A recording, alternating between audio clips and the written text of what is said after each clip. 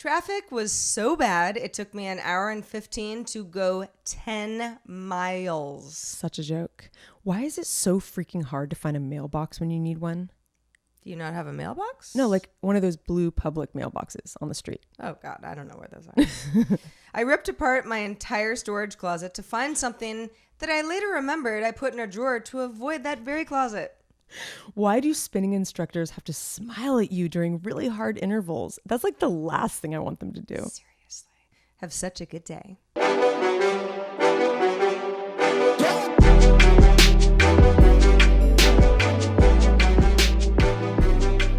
Oh, hello, and welcome to Have Such a Good Day. Hey, the show everybody. that it's about exactly what it sounds like. It's about, we like to share our super secret knowledge about life and, love and the world. I like to think we have some super secret I think we knowledge. kind of do. We definitely have a lot of experience about life. We do. Now that's for damn sure. And we have a lot to say. Whether or not I'm going to give you good advice, we're going to get into that a little later in the show.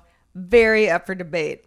But boy, do I have experience. We definitely have that. And, we have I like to talk about our silly little lives a little bit and, for your entertainment. And hopefully it's as entertaining for you as it is for us. Because we sure enjoy it. We do. This is a therapeutic show for Heather and I because it's the way that we would more or less hang out anyway. Pretty much. And the fact that we have built such a community of folks who kind of like it in the same way that we do is like, this is the best. It is the best. It's not that it's not any work. I mean, we're not just like, well, I'm kind of hanging out in my pajamas tonight, but like for the most part, I mean, we actually have to do stuff. It does take effort every week. And it's an every week thing. We've never taken a week off. No, we haven't. And it's episode 21, Heather. So you know what? We are legal. Cheers to that. And ready to overdo it. Take on the world.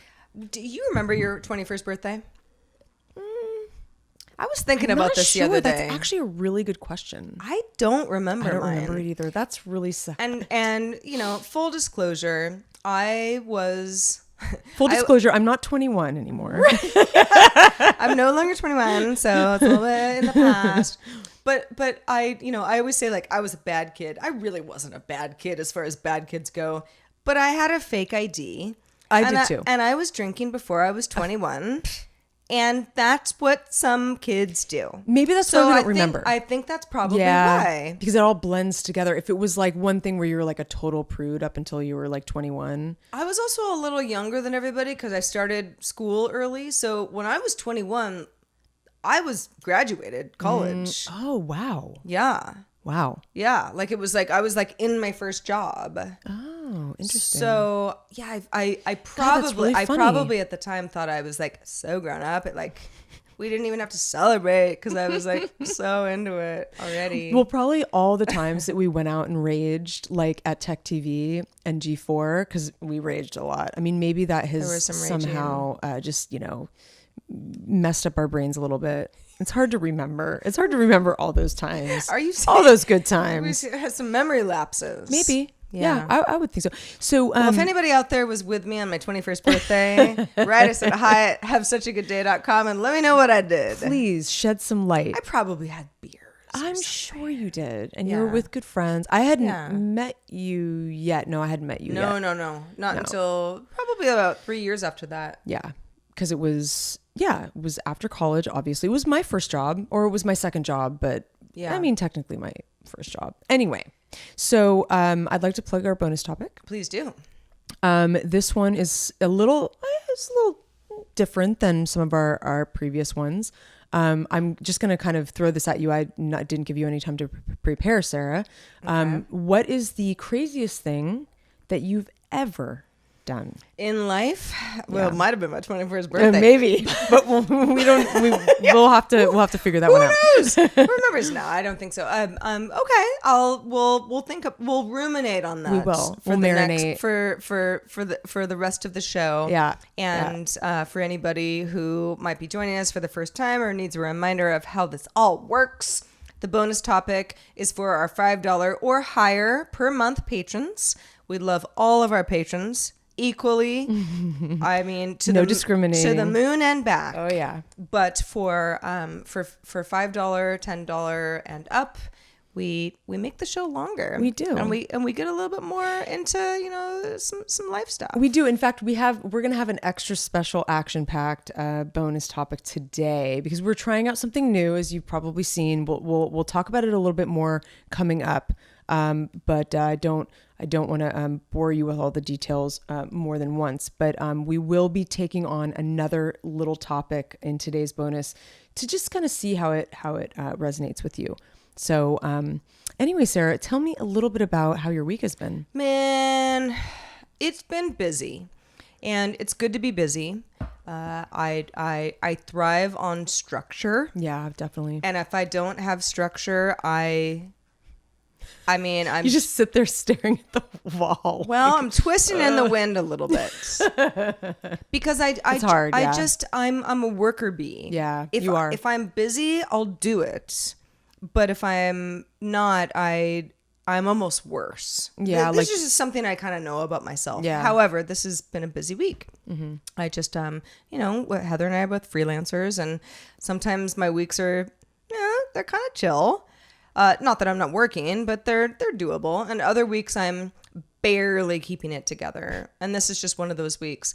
And what happens, and this is just a cruel thing that brains do to people, is for me, when I get to the point where I'm sort of like, okay, I got this stuff to do, and like, did I talk to this? Did I tell him that I was gonna, you're running through the itinerary. I can't sleep. Totally. I can't sleep. Some people sleep really easily, and I hate those people. But do you look at your phone really close to when you go to bed? No. You don't. This is not about my phone. I've been doing this for years. Yeah. But I've been doing this before smartphones. What if you wrote down like a list of things that you were the things that you think about before you go to bed and be like, okay, I got to go to the grocery store. I got to do this. Get it on paper so that you don't have to think about it in bed. Well, okay. So, I don't believe in pens or paper. I know. I thought about that immediately. But this is a thing that I do within my... Okay. You do? In my notes app. Okay.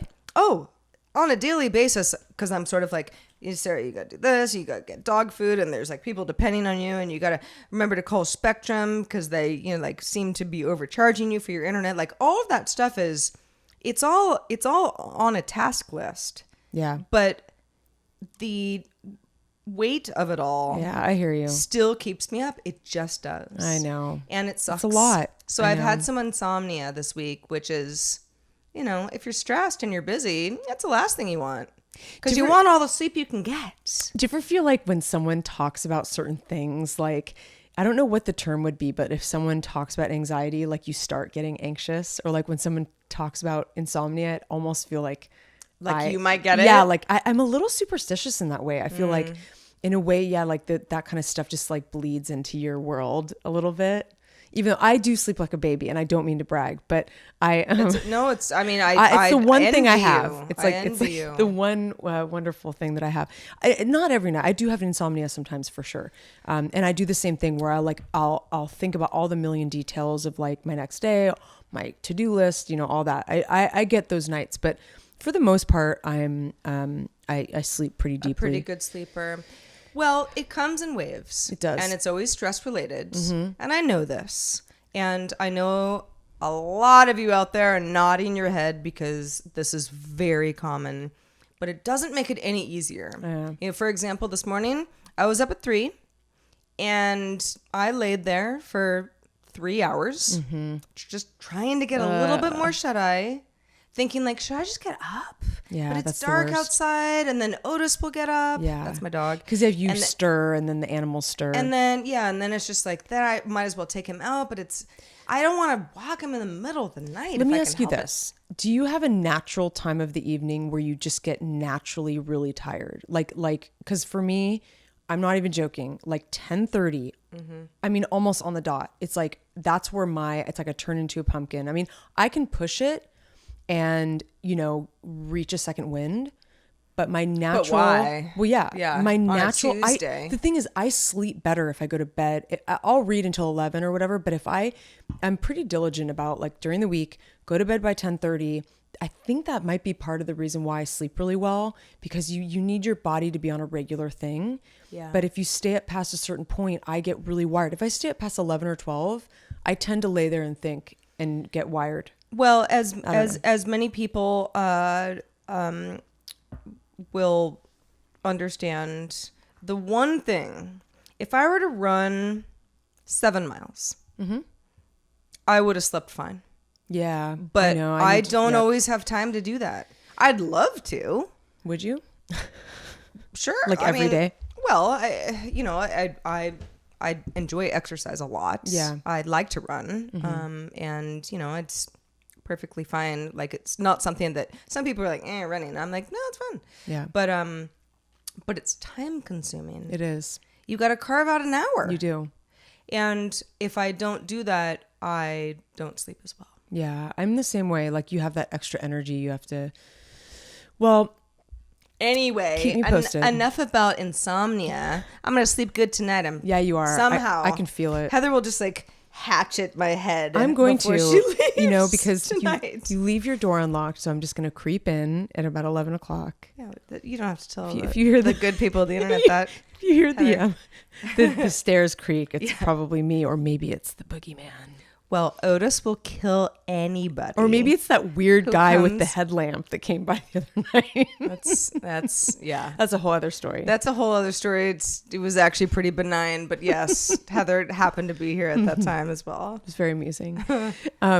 So I actually had a funny thing. I don't know. It's just, we get so busy with our daily lives and just with, our to-do lists and our deep thoughts and whatever. It's like, I actually created a list yesterday, of the little things that make me happy, because it's a great thing to have when you're having like a bad day or a bad week, when you're like, everything sucks. Like I'm having a really bad week. If you look at your list, you go, oh, I love Japanese food. Then, okay, well then I'll go get some Japanese food and it'll cheer me up. Like there's like these little things that I'm like, this makes me, like, this is who I am. These are the things that I enjoy doing with my time. Right. And that give me a burst of joy. And so I made a list of the things that make me happy. Well, and I think that's, I love that, because you might not say to me, I love Japanese food, because I might be like, great for you. But it's like, it's something that you know about yourself. Yeah. And if you're kind of feeling a little low. Yeah. Or things are being a little challenging. It's like you can remember that will give you that sort of like dopamine boost. Oh, totally. Beyond the fact that it tastes great. Exactly. Japanese food, by the way, that Japanese sandwich place down the street is real good. You tried it? I did. What did you get? I'm so jelly. I don't remember what it's called. We'll have to look at the. But what was in it? It was like mushrooms. Well, it was a chicken. Oh, yeah. Okay. It was good. It was real good.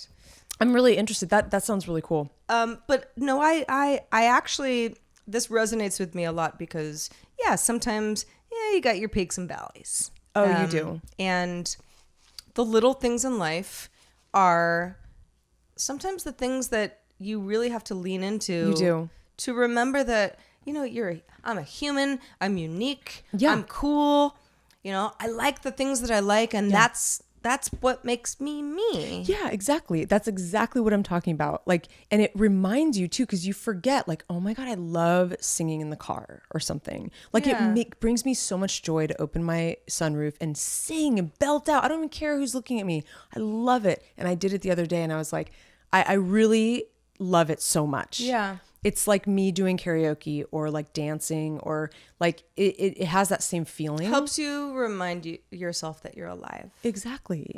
It's funny. I produced this podcast, Unfinished Biz, and I won't mention her by name because the episode hasn't released yet. So I'll let her tell the story. But we interviewed her yesterday, because part of why I'm so busy, because I've luckily have some jobs as a freelancer. But she said it was so great. She was like, we asked her, like what do you like to do for fun? Yeah. And just kind of talking. And she was like, I like really simple things. I like lighting a fire in the fireplace. I like putting cuticle cream on my hands. I like watching Friends, and I've watched the entire series at least 10 times. And when it ends, I just start it over. I appreciate that. And I was sort of like, you know what? I'm glad that you're admitting that, because I think a lot of people think that stuff is very silly, but it's actually very endearing. I think at the end of the day, most people have those things that you strip it all down. Sure, like there's some people that are such overachievers and they're, you know, traveling around and doing so many wonderful things. But at the end of the day, it really comes down to, what do you do on a Sunday? Like, you wake up, farmer's market, I go for a walk around the lake. Like, a lot of that's daily routine is small, simple stuff. I thought you were going to say rigor mortis. Yeah, no, I was going to say rigmarole, but like, rigor mortis. I have to do it. I've seized up. Well, okay. So speaking of what you might be doing on Sunday, this is probably not something that you're going to be doing, and that is boring a hole under Los Angeles. That I will not be doing. No. I'll leave that to some engineers. When I say that, for anybody who's not familiar with the Boring Company, it's boring not in the sense of like yawn boring. It's boring in the sense of we're boring a hole under. I like that they call themselves that. I know. It's great. Really cool. This is Elon Musk's company. This is the Hyperloop project. They're not really cool. Calling it the Hyperloop these days. But the idea is Elon Musk, of course, CEO of Tesla and SpaceX, and a colorful figure. And we'll just leave it at that.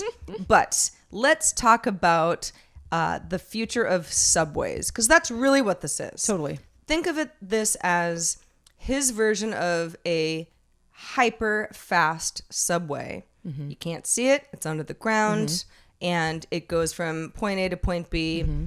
Just so happens, we won't give away too many details about the neighborhood, but Heather and I are not too far away. Her address is...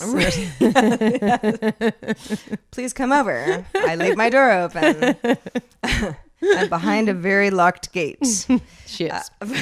But the idea is that this company is looking to sort of put together proof of concepts that are in a shorter area of space, because the original concept was San Francisco to Los Angeles in, 30 minutes. Totally. Or even less. I don't remember what it was. It was something crazy. That's a huge undertaking. And everyone was like, can't be done. And there were a lot of regulatory issues, and it's been not shelved, but it has maybe more ambitious stalled. Sure. For a variety of reasons. But the company still has a fair amount of private land where they could, they could basically create an elevator of sorts down, bore a hole under the ground, which the company, if you believe their PR spiel, which is right on their website, I read it today. It's very thorough. Won't be loud or annoying, because that's always my first thing is like cranes and I just please just keep your construction. That was my away first from question. me. Actually. But if it's under the ground, And then for all the people who said, well, it's Los Angeles, what about earthquakes? Well, according to them again, if you're above ground, that's where all the shit happens. Sure. If you're under the ground, you're kind of moving with the ground. It's actually a safer place to be. I love it. Okay. All right. So we're good. So it's going from Dodger Stadium, which is the LA Dodgers baseball team, which is, it's uniquely part of a large park. So there's actually quite a bit of and it's land. A mountain. I mean, it's like a hill. It's a hill. Yeah. The whole idea is to drum up interest for Los Angeles, because you could get a lot of people to be like, oh, if I don't have to drive there. An hour and 15 minutes, 10 miles. Exactly. We've got traffic issues here. To, go underground, great. And it would, the whole idea could be very vast and exciting later on. But the first, let's get the city to get on board would be from kind of this eastern side of LA, not as east as it goes, but the eastern side of the town to Hollywood. and that would be a 4-minute ride for what the company says would be about $1 per ride, which is like insane. Way cheaper than any public transportation that exists right now. Imagine how much it would change the face of like Los Angeles. Like it would just be a totally different place. If you could just, it would be insane. I always call, whenever I'm in New York, I always say like, I'm rocketing through the bowels of Manhattan, because you do feel like you totally do, because you're underneath and you kind of, you're like a mole person. Yeah. But it's not always all that fast. No. This would be fast. Like this isn't going to be like the New York subway. Like it's not going to be stalled like, 18 times a day. One assumes that there will be stalling problems because there always is when you have transportation infrastructure of this magnitude. But the idea is that, once your ride starts, you're going to get to what took me an hour this morning in 4 minutes. Oh, car companies are not going to be happy about this. Well, I don't care about that. Yeah, I don't either. I'm excited. No, this is really exciting. And my question, a very burning question I have for you is, what about the marmots that live underground? Well, are there marmots in LA? Well, I mean, I'm just talking about like ground creatures, Well, I think I hope that they watch out for them. We will make sure to let Elon. Yeah, I would like to. I call him Elon. You know, we're a first name basis. To let him know, like in cities with marmots, chill out, man. Oh, by the way, didn't even tell you. So Otis and I were on a walk, and there are lots of hills around here, and we've just been exploring. It's been great, and it wasn't nighttime. It was, I don't remember what time it was, but it was certainly like, it wasn't even early morning. It was like, I don't know, regular morning. Let's call it 10 a.m. Okay. We ran into a coyote. You did tell me this. Oh, I did? Yeah, but I want to hear it again. Well, because I love coyotes, and they're very LA. Oh, and the coyote was sort of like, I have a pretty big dog. The day, actually. Pretty big. Yeah. The coyote looked slightly injured. God, we keep running into these injured animals. Not super injured. I mean, coyotes are kind of, he's a wild animal, right? But it was funny because whenever I see, because my dog he's large. He's 85 pounds. He's a big dog. He's a dragon. He's a dragon. He has dragon feet. But, whenever I see another dog that's sort of his size that isn't on a leash, I'm sort of like, whoa. Because my dog is fine, but I don't know what's going on with the other dog. You kind of got to just like watch that. Yeah. And I saw him up the street and I was like, ooh, it's like a German Shepherd or some sort of... like a small one though. Well... Because they're kind of... It wasn't that coyote? small. Wow. Yeah. Well, it wasn't as big as Otis, but it was a coyote. I would love to see a coyote. Well, we did. It doesn't happen that often. And by the time we kind of, and he sort of looked at us, and I can see my dog sort of looking at me like, something weird about that dog. Like, why is he not with anybody? I'm sort of like, let's just keep going. And soon after that, I met this elderly woman who just happened to be walking down the hill. I mean, we're way up in the hills. Like, we're not even in town anymore. And I said, and I was like, there's a coyote. And she's like, uh-huh. Like, no big deal. I see him all the time. Right. I was just like, I don't know. Okay, bye. Have a nice Sunday. That's really funny. I just had nothing else to say. I gotta go check that out. In fact, I think I might try to do a little pilgrimage up there. Oh, please do. Yeah.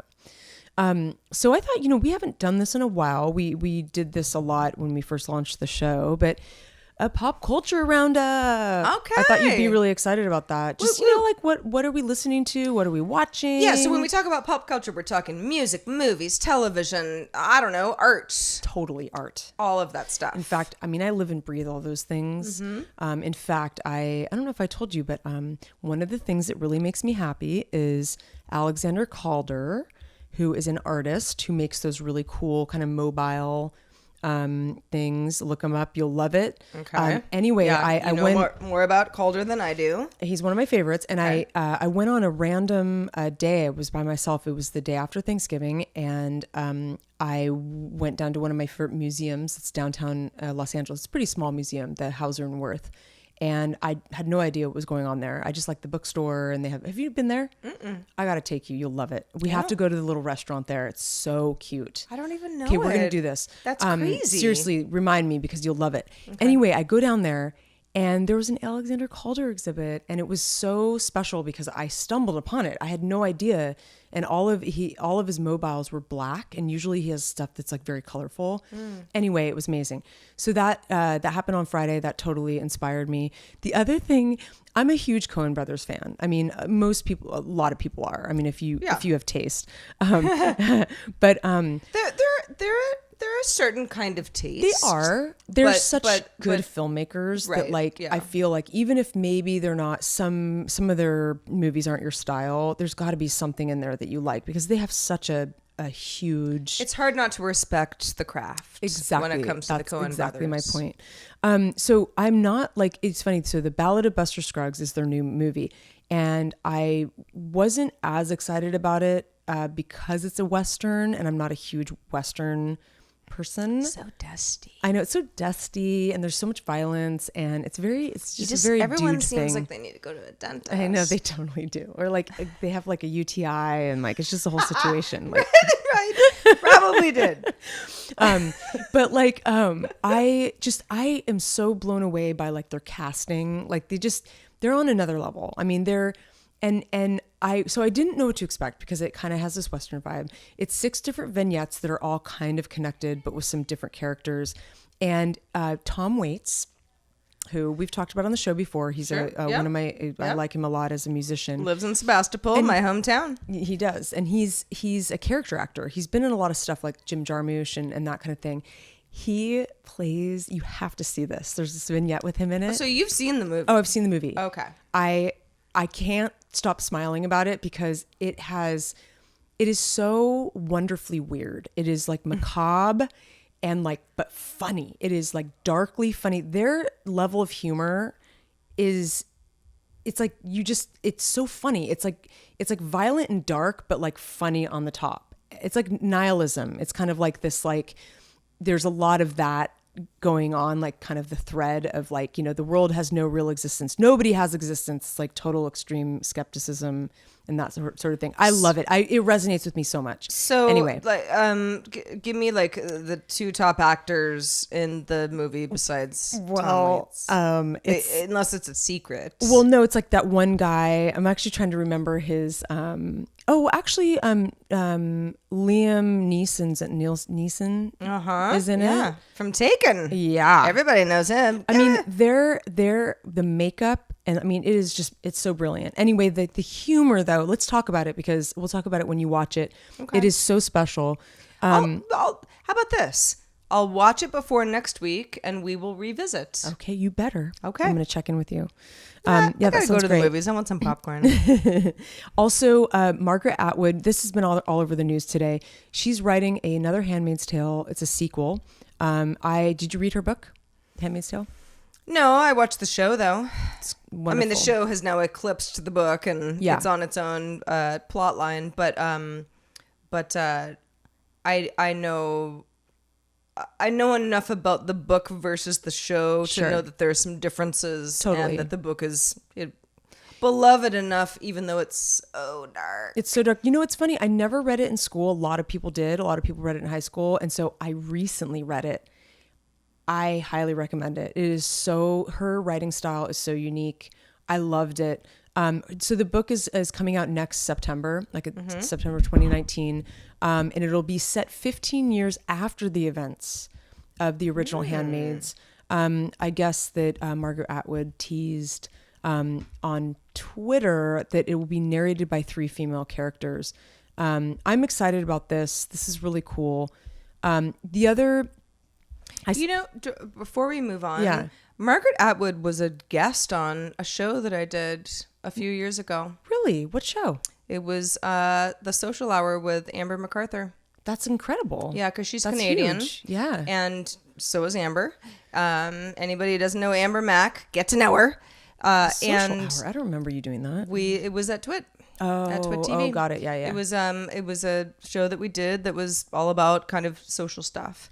But yeah, she was a guest. That's and so I, cool. I remember Amber was and is she just sort of knows everybody. And I remember being like, I know Margaret Atwood. yeah, like, well, she was like, this is going to be our guest. And I was like, okay, wow. Okay. That is so cool. Yeah, like I it did was not know like I that. felt very, yeah. That's really, really cool. And she was very gracious, very kind, friendly, wonderful guest. Would interview again. She has a dark mind, but I'm sure she's a lot of times those people are very, you know, like I've met a lot of authors who are like the most jovial, kind, friendly people, but they write really dark, violent stuff. And it's so interesting, that dichotomy. Or musicians. Yeah. Or, you know, it's Totally. when it comes to art, it's like whatever your outlet is, that might be an outlet for you. It doesn't mean that you embody that. Right, like you don't That'd be a little necessarily want to scary. live in You would dystopian combust society. or something. So I'll run through the rest of these kind of quickly. So I have a movie recommendation. You know, Netflix has not always pulled through making really good movies, but I loved this movie. Loved it. Called Private Life, not Lives, Private Life, directed by Tamara Jenkins, Catherine Hahn's in it, and Paul Giamatti, and then the main young girl in it, I don't know her name, total scene stealer. She's going to be up and coming actress. It is so good. It takes place in New York. It's like, it's just a wholesome, I won't really even tell you what it's about. Well, I'll just tell you that they're doing IVF, they're trying to have a kid, but it's like all the complications that come along and like the drama and the ethics and like all these things. I actually saw a billboard for this today on my 1 hour and 15-minute commute, you know, sitting at a stoplight, because in LA, all the billboards are for, you know, movies or TV shows that are coming out. And I looked at it and I was like, oh, well, I love Giamatti. I love Hahn. It's so good. And, you know, yeah, Honestly, I'll have the to revisit that. script So it's is nice to great. hear that it's so good. It's so fun. It's such a good script and it's great acting. I'm excited for you. So again, that's part of your homework.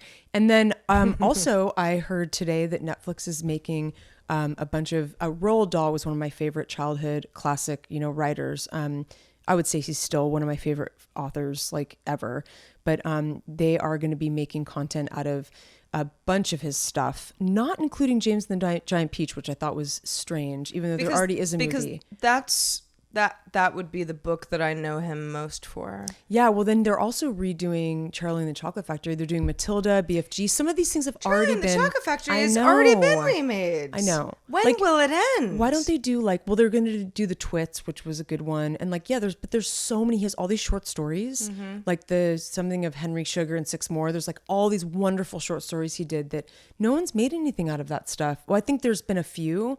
But I don't know why they wouldn't be a little more original with what they're choosing to make. But anyway, we're pretty far out on that. They're spending like, I think they were projected to spend like $8 billion on content this year, Netflix. It's pretty nuts. That number seems big, but Netflix is a really big company. It really is. With a lot of subscribers. There's a lot of, yeah. We'll get into this maybe next Yeah. week, but there's a lot of competition coming up. There's some interesting stuff happening in the world of streaming content. All right, well, Netflix, we've got our eye on you. We do. By the way, company founded in your hometown, I Los know. Gatos, California. That's what I say now. When people are like, wait, where are you from? I say, Where Netflix is. Or was. Well, because it's all over. Then they're like, oh, okay. Well, even though they didn't know that, it still gives them like context. It's unusual. It is. It is unusual. It's a San Jose suburb, and San usually Jose Palo is Alto Silicon Valley, or and San there's Francisco a whole thing. But yeah, like Los Gatos, you don't hear that every day. Totally. So my last few is I am absolutely newly obsessed with The Cure. Again, I've always loved The Cure, the band The Cure. I can't even tell you. I'm gonna go ahead and decline that one. Whoever you are, stop calling during my show. I have like a newfound love for them, and I can't stop listening to them. They're the most wonderful band ever. There are some Cure songs that I hold very dear. Yeah. But yeah, it's you've been on your I've been on a Cure kick. Yeah. wave. I have. For not just like a couple days. It makes me happy. I don't know. It's like, it's really soothing me. Hey, And you got to listen to what works. I'm telling you, it makes me happy. It's on my list of things that make me happy. And finally, I'm seeing Roma tomorrow, which is, do you know what Roma is? Mm-mm. Really? Okay. Is it about Rome? No, actually, it takes place in Mexico City. Oh. And it is a Alfonso Cuarón movie, which, you know, he did like Gravity, and he's a wonderful director, and it's getting a lot of buzz. Is this a space movie, Heather? No, that he did a space movie. No, I This is Gravity not a space was movie. actually a really good movie. It's but basically, I like to make fun of space movies because there are just too many of them. It follows like a year in the life of a middle-class family in Mexico City in the early 1970s. And it's the thing that's interesting about it, it's getting a lot of Oscar buzz. It's like the first Netflix movie that's getting, they could win an Oscar. This is like going to be nominated as one of the best pictures next year for sure.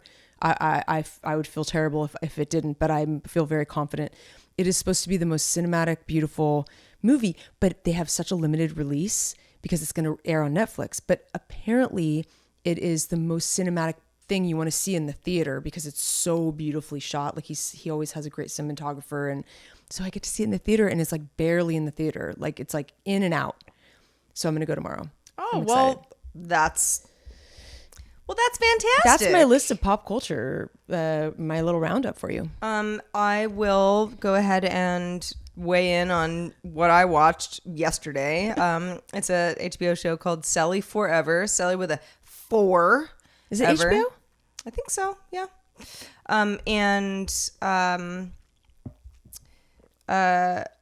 Written and directed and starring an actress named Julia Davis, who created the original British series Camping, which has since been recreated. Which is awful. I would give it a 0. So I've heard. It's so bad. Didn't even watch it. It's pathetic. But it's apparently based on an original I'm British sure series. the original is which better. Lots of American series, let's be honest. This is true. They take British series and they ruin them. Or no, that's not true. But they make them better. Anyway, it is it's a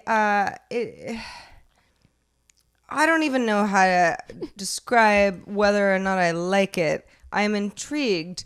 It's very dirty. It's very dirty. I've actually seen the pilot. Yeah.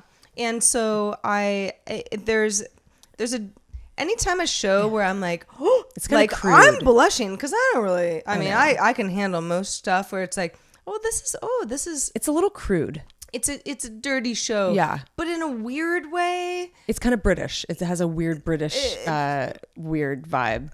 Yeah. Right. Yeah. And in a great way. But I also, I love my British shows for that Me very too. reason. I actually love them too. So I've just gotten started. Kind of gives me a Fleabag vibe. It does. But almost more morbid. Yeah. And we'll circle back on this one too. I'll get back on watching it because I only watched the pilot. So. And if anyone has been watching along, and has thoughts of anything that we've talked about in our pop culture segment, do let us know, and we'll do a little roundup next week of what you thought of Roma. Totally. What anybody who might have seen Sally Forever either agrees with me or doesn't about the show, and the Ballad of Buster Scruggs. The segment with Tom Waits looking for gold in the river. Are you excited for the Handmaid's Tale sequel? Come on, people! I mean, Roald Dahl. HaveSuchAGoodDay.com. Do it now. Write us. I know there's a few of you that do like writing us about pop culture, so I'm looking at you. I hope to hear from you. Me as well. I know you guys are busy, but we could use some emails in our inbox, so get to it. Speaking of emails in our inbox, Heather, this is, we kind of alluded to this earlier in the show. We want to try out a new segment. Heather had a poll on Patreon. Was it today or earlier in the week? I think yesterday, yeah. Anyway, this week, asking if we were to do let's call it a Dear Abby or Ann Landers, but obviously for the modern age, called Dear Heather and Sarah, where we, of course, as total unprofessionals, but again, lots of life experience, and a deep care for humanity Absolutely. in general, would you want us to maybe do a weekly segment, at the very least, where you might write us in and we think about it and let you know on a future episode? So we're gonna try that today. We actually have in our bonus topic, we got more than one email, but this one in particular. we picked an email. We are going to talk about it. You might be the lucky one. We will see. But I want to mention too, it doesn't always have to be so serious. I mean, Dear Abby was pretty funny. Like her whole shtick was. To be honest, that was something at the back of a newspaper. I didn't really read it. That's sort of like an old school version of what advice is. And again, I think that the thing that the reason that we thought that this segment might be fun for all of us is, and again, keyword fun, is that no one knows what they're doing, but people tend to be really good advice givers, and not as good advice takers. Sure. Which is why we all have fucking shit going on in our lives, right? Like, I give great advice. You do. Do I take it? No, not always. But I want to hear it. Of course. Because it's fun to talk about. It helps me realize what's kind of like, it's nice to hear another person be like, here's what I think's going on with you. And you might not see it. Because we can all relate to each other. Exactly. And I'm giving you advice out of love. Yeah. And you asked for it. And we will make honestly, it's not like we're just going to, fly by the seat of our pants and give you advice. Like, we will give you the best advice to our knowledge and our experience. And I feel pretty confident that we will learn something together.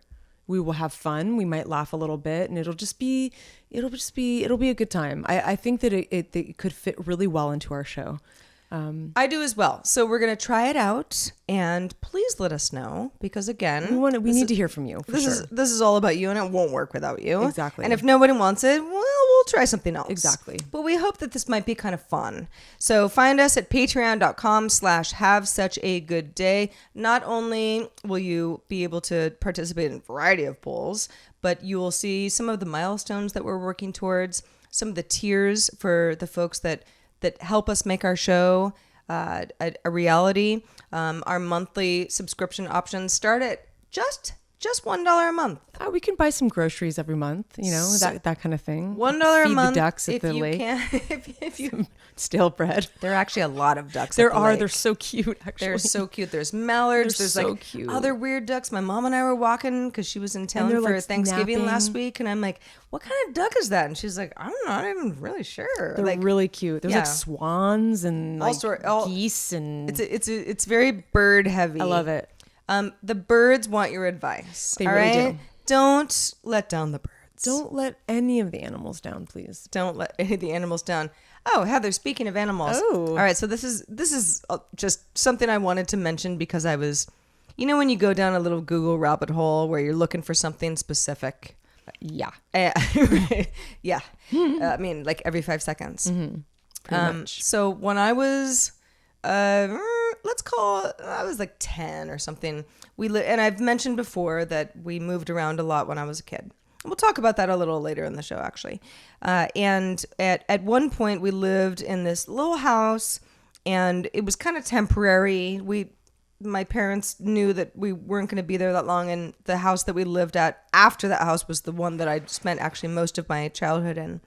Anyway, for whatever reason, in this house, there was a poster on the wall, and it was kind of in a room it wasn't my bedroom, but it was like where I had a lot of kind of craft stuff. So I hung out in there a lot. And it was called Poodle with a Mohawk. Now, if you know what I'm talking about, you're automatically my best friend because it's a little obscure. But I'm going to go ahead and read to you what it actually said because it is amazing. I've never heard of this. Yes. Now, and by the way, Otis, the dog, has woken up and now really wants to be part of the dog conversation. He said, "Oh, a poodle. My goodness." Anyway, Otis, please sit down. Okay. So, I'm going to describe this because I know a lot of you are just listening on audio. It's It's sort of, this kind of sketchy, like real mangy, like just ratchet poodle. And it says, he knew what people thought of his kind. High strung, spoiled rotten, French. But in the next 24 hours, he's going to change all of that. He's small. He's black. He's mad as hell. He's Poodle with a Mohawk. And you'll never call him Fifi again. I love him. Wait, I didn't. Oh my God. I mean, okay, so cute. For whatever reason, cute, but also like, it's cartoony, right? Yeah. So for whatever reason, we had this poster up in our house. It's so funny. I don't remember where we got it. I don't know, somewhere in Sebastopol, I guess. But and we didn't live there that long, and so it's like it wasn't framed or anything. So I assume my parents probably were like, when we moved, they were like, throw that out. It's, the joke's over. Well, this actually has become a collector's item. Wow. Yeah. So the artwork was done by Linda Barry, who was a cartoonist and an author, and was quite well known, particularly in the Seattle scene, where she was part of something called Real Comet Press, which was founded in Seattle back in 1981. She is. And hung out with John Waters. Neat. And she was just part of a whole kind of crew. Super cool. So Poodle with a Mohawk, one would think might have just been like a, haha, this is just a funny thing. It seems like a funny thing that you would maybe sketch if you were good at sketching. But it was quite beloved. And now it's a collector's item. And every time I look for it on eBay, it's sold. For how much? Not that much. Okay. But there aren't that many. It's hard to get. So like you gotta like jump on it. So if anyone knows where I can get this poster, I will. I don't know. I'll buy you nachos. So your mom has no idea where. Oh God, no. This was so long ago. This was so long ago, and it was also like this was not really something that. Well, I don't know. It depends on your family, but I actually find it sort of strange that we had it up in one of our like main rooms. Yes. It is a little strange. It's a little strange, but we thought it was so funny. We thought it was. I still think it's so funny. And if I find that print today, doesn't need to be framed, doesn't even need to be in good shape. You send me a link. She's buying it, and I'm buying it, and I'm putting it up. I know. I endorse it. I'm excited for you. I'm going to help you find one. All right. So hive mind, community efforts. Help me help you by having this poster again. You'll love it too. It's a great little story. Thank you, Heather. God, I remember some things I had on the wall in my bedroom. I had some cool, like, I think I had like a little Prince thing and like, something cute and childlike. But I think I also had like pictures of like Loverboy, the band, and like Guns N' Roses and some of those. Yeah. And what was a Cameron? Who was the guy from Family Ties? Family Ties. One of those guys. I don't know. You're talking about Growing Pains, Kirk Cameron. Yeah. Thank you. Mm-hmm. Where is that guy? He's very Christian. Oh, interesting. I don't know where physically he is, but I do know that about him. That's so interesting. Yeah. Mm-hmm. Okay. Yeah. And Candace Cameron was his little sister who was on Full House. Where is she? I don't know, but I think she's married with children. All right. Well, that's also a show from our childhood. Correct. Married with Children. That was a great one. Christina Applegate. Yeah. She's still doing stuff. Mm-hmm. So the last mention, the last little story that we have here is, did you ever do that 23andMe where you spit on the thing and then you get all your genetic data? I have not. I'm dragging my feet, and I know my mom, who listens to the show, is rolling her eyes because some time ago she didn't buy me the 23andMe kit, but she bought me like a Ancestry kit, where it's like saliva. And you didn't do it. And you send it in.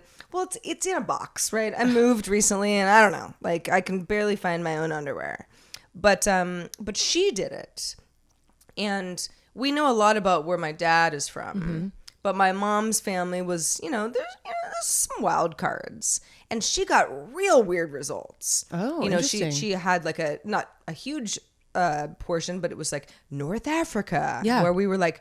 I had like a 0.01 North Africa thing. Yeah. And there was some Italian and, stuff that actually it wasn't a huge surprise because I don't know. I mean, who knows where anybody's from? But she did it again, and it was actually more accurately interesting what she had always been told. Okay. So I think that the technology is getting better. Very over interesting. time. I mean, that's why it would be cool for you to do it, because you can connect them, and then you can kind of see like what you got from your mom, what you got from your dad. Yeah. I mean, I bought like the boxes for my family last Christmas. It's such a Christmas thing to do. You know, you buy your whole family one. Let's find out where we're from. I don't know. Yeah, it's a fun family thing. No, but it's a good conversation starter. That's for sure. well, there's an ongoing joke that like apparently I have, because my sister took it, and I have like a slight bit more Neanderthal, and it's like, it is like 0.001, like it's a very, very tiny amount.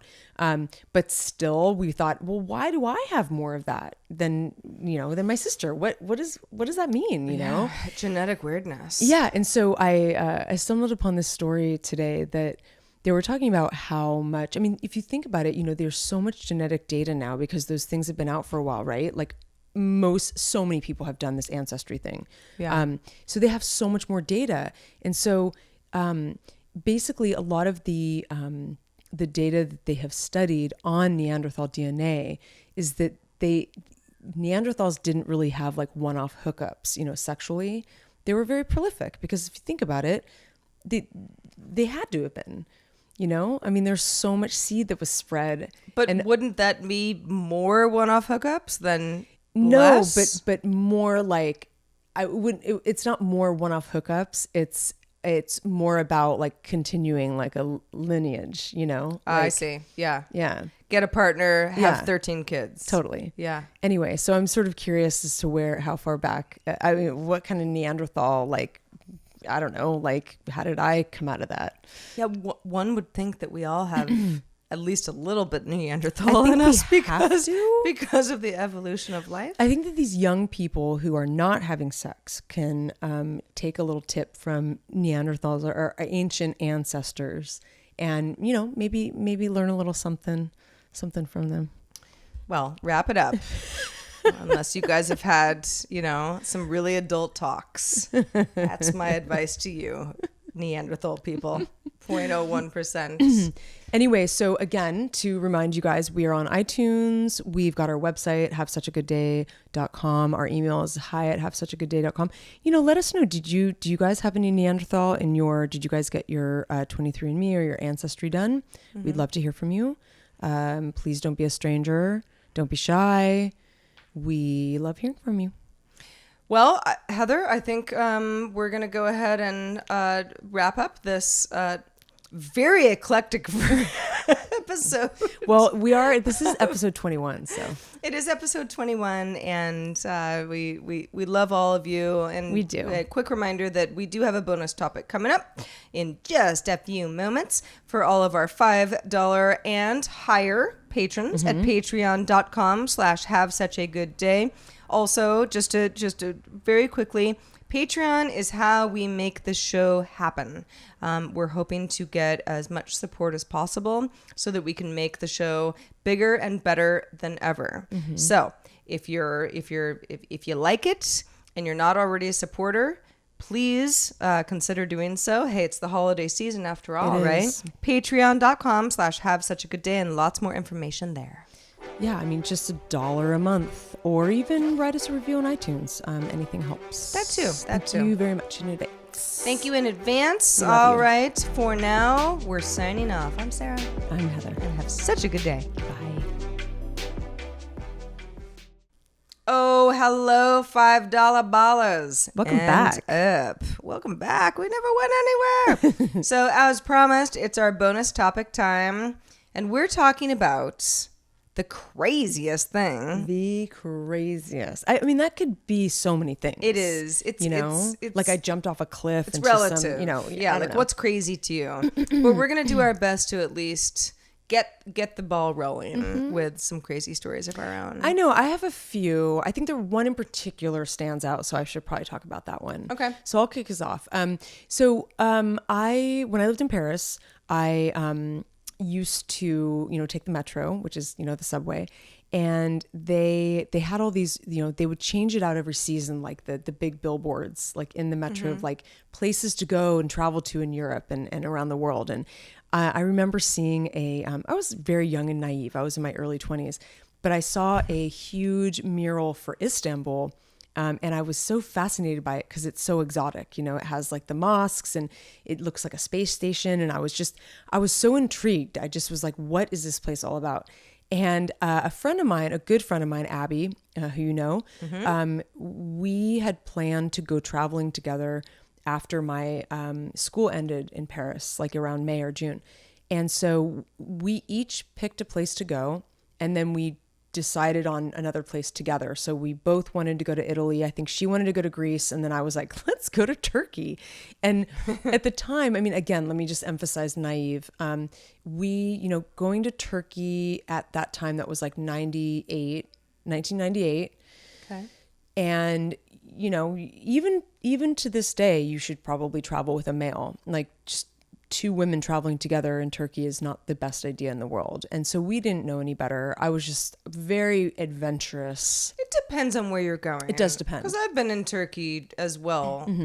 But I was also traveling with a male. So, yes. Yes. Yeah, I think that we got harassed a lot. And I felt really bad because Abby I think it was a little bit too adventurous for her, like at the time. And I think I was very bold and just like, no, let's do it. Like had no worry in the world that anything would ever happen to me. You're very invincible. You think you're very invincible. And you want to see the world and you're already, you're halfway there already. Yeah, exactly. And so we, long story short, I mean, there's a huge story to it, but we did a bunch of traveling around Turkey. We went to Istanbul, but we went to some of the little side, we went down to this little fishing community on the coast.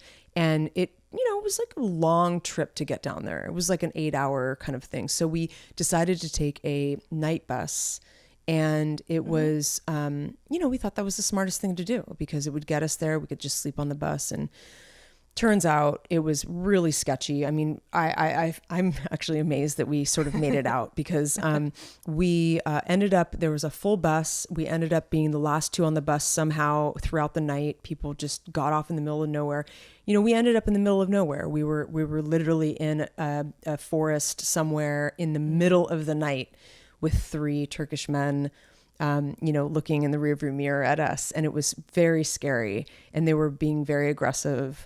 And I remember because my animal instincts kind of kicked in because they kind of reached out and tried to grab my friend, and there was some aggression for sure. Yeah. And so it wasn't just like, oh, they're looking at us weird. Like it was like bad. I remember my teeth chattering like in fear, which I don't know if you've ever had that happen before, and I felt like it was up to me to kind of, cause I'm the one that chose to go there.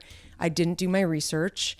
And, I got us into this pickle. And anyway, all's well that ended well. I mean, it's such an interesting story because we, toward the end, the sun was coming up and I got up into one of their faces and I had this weird animal instinct. And I just like, I did something to make him recoil. I was very upset and very like get out of our face kind of thing. And I really think it worked. I think it was like he knew that he was messing with someone that I would mess back. Yeah. I made that clear. And so I did learn a lesson though. I think it was interesting as a young person to go through something like that because you look back on that and you go, wow, we could have been in big trouble. Mm-hmm. Like it could have been a really bad situation. That was sort of probably the craziest thing I've ever done. Made it back alive. I don't think I told my parents about it because I know that they would have freaked out. Well, now they know. That's true. Oops. They are $10 patrons or something like that. It's hard for me not to also choose a travel anecdote for this because been a lot of places. Not all of them comfortable, sometimes downright horrible, or crazy. I'm thinking like, okay, well, I've been skydiving in the U.S., not too far from, it was in California at least, north of Los Angeles. But I'm like, lots of people do that. I mean, it's not that crazy. It's just something that some people want to do and some people don't. Have a tattoo. Like, it's not really crazy. Some people do it, some people don't. But yeah, when it comes to the travel stuff, I do remember being in I took some night buses through Turkey. I was in Turkey for like 4 weeks. I remember that. There was quite a bit of Turkey that happened, but night buses were also how you got through lots of countries. Oh yeah. Now, the issue with night buses, and it's not just leery men who might want to take advantage of you if you're not with a male, but it's also like bus drivers who seem like they're not enough. And you're like, there's like 40 people back here. Like, sir, are you cool? Because we're on a mountain and there's like no rail. And like, I'm You're like trusting him with your life. And why would I? Because you hear stories of buses falling off of cliffs. Oh yeah, all the time, totally. Especially in the Himalayas, where I was. But there was actually maybe like one thing that sticks out to me. This was in Cambodia, and not in the Himalayas, but it just I don't know. I was going from somewhere to somewhere else, and the my traveling partner at the time and he was a man, had met a couple. They were a British couple. They were married and they were real nice. And we all kind of stuck together for a couple of days wherever we were staying at the time. I don't even remember. It was Phnom Penh or something. But we wanted to go see this, like, it was sort of like a, because it used to be a French, It was a French colony at one point, Cambodia. So there was some sort of like, it was like this weird thing on the hill where like there was like a French colony that had been abandoned and it had been all overgrown. It was real nice for pictures, and we should all go. Yeah. And so we all went, and the guy driving us was totally out of his mind. I mean, he was on drugs or so there was something wrong with him in a way where it was like, he kept kind of running off the road, and it was, you're kind of fearing for your life. There are no seatbelts. Yeah. There was weird stuff coming out of the AC that was black. Ooh. Yeah. That would freak me out. And you're kind of you're saying to this person after a certain point, we don't want to do this anymore. We want to go back. Around. But how do you say that to somebody who's like, all you've sort of done is establish that you're going to pay him a certain amount of his local currency. Yeah. There was no talking about it. So we just had to make it up the hill. Wow. And then we kind of walked around, and it was really creepy. There were actually some pretty good pictures that I took, but otherwise, like, all of us were like, let's get out of here. Like, it was creepy, the actual like monument you saw or whatever. Yeah. And when I say we were driving in a car. But this is a car, a small sedan. Let's call it a Nissan Sentra or something, like a small, not off-road vehicle. Sure. And we're going up and over like rocks, and we're kind of getting stuck sometimes. Totally. And he's getting out, and there's reversing, and like all four of us were just like, worst thing we've ever done. If we don't die, it's a miracle. Wow.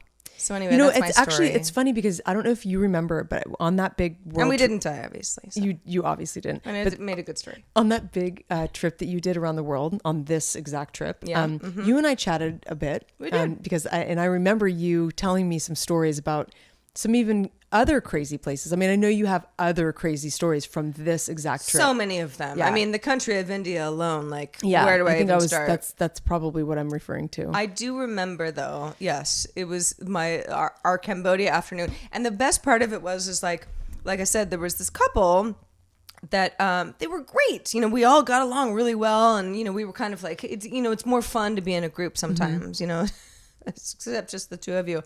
And after that trip, it was like, bye. Yeah. Never talk to him again. And it wasn't anything that they did. It was just like, it was too much. Totally. For all of us. We just wanted to just go away. Go to bed. Well, it's funny. I forget it happened. It's interesting how when something so intense like that happens, though, it does make you kind of feel alive, in a way, like in a weird way, like after. So like when you go back and you had a nice dinner that night, or the next morning you had breakfast, and it's like, oh man, I mean, life is good. Like, God, I'm so glad I'm out of that.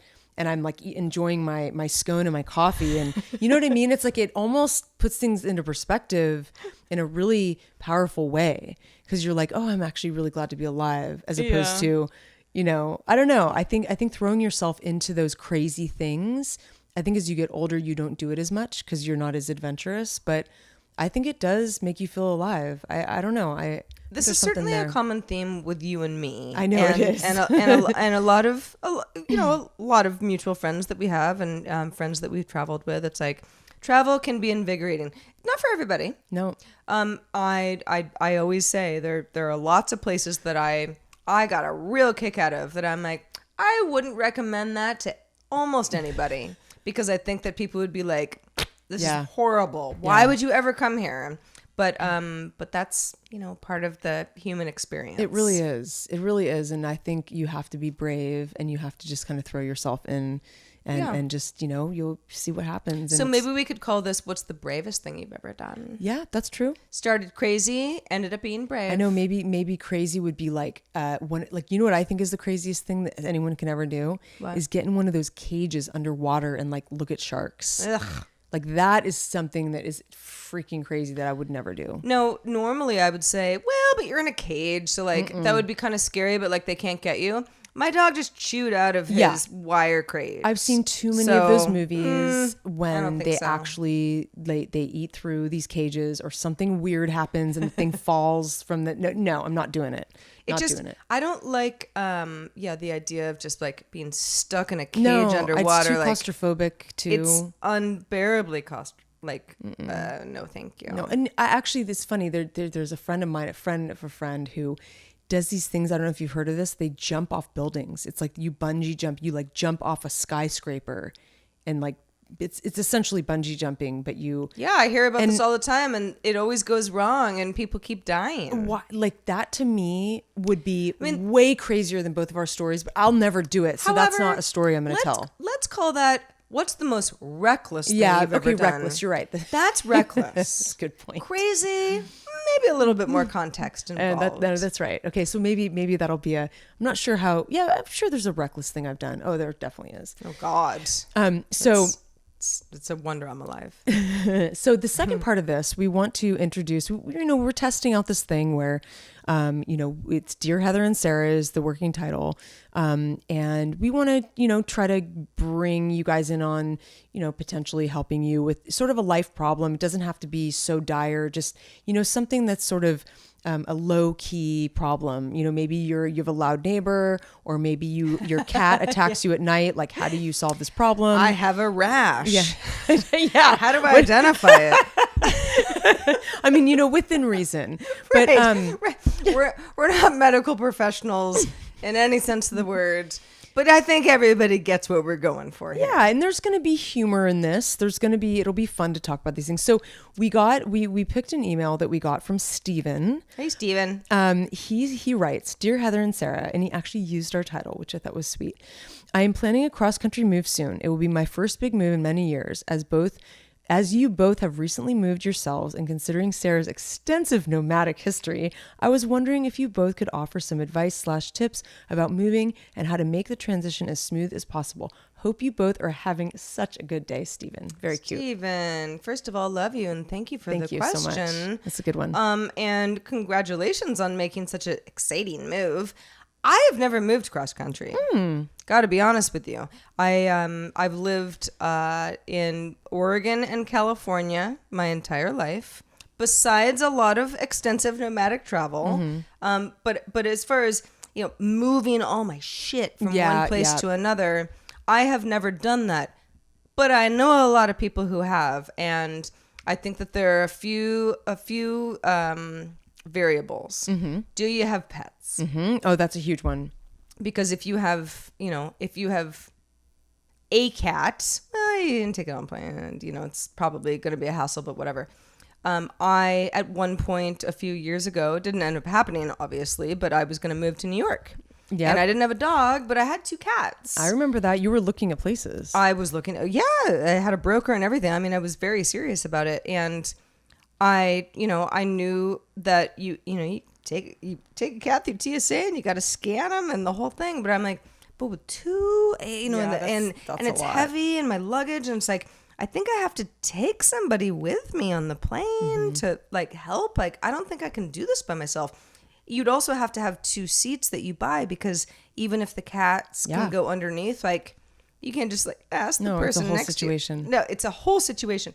Well, now I have a huge dog, and I'm not You're not moving anywhere. I'm not putting him underneath anything, because you keep hearing, you know, you hear stories about animals that die in that sort of underneath compartment, because it's, you know, there's air pressure. yeah. And we won't even get into that. But so for me, if I was going to move cross country, I would probably have to very begrudgingly drive. Can you imagine? Because at least I could keep everybody with me. Oh, yeah, no, I can't totally. imagine it sounds like hell. Yeah. But Stephen, if you don't have animals, I say just drive. You know, have some fun. I did a stint in New York, and that was my cross country. That was the one cross. Well, I mean, I guess I've done 2 because I lived in Paris. But see, when I did the Paris thing, I was so young. I packed a backpacking backpack of like my clothes, and that's it. Like, I don't think I even sent a box or did anything. But my advice to you is to keep it as simple as possible.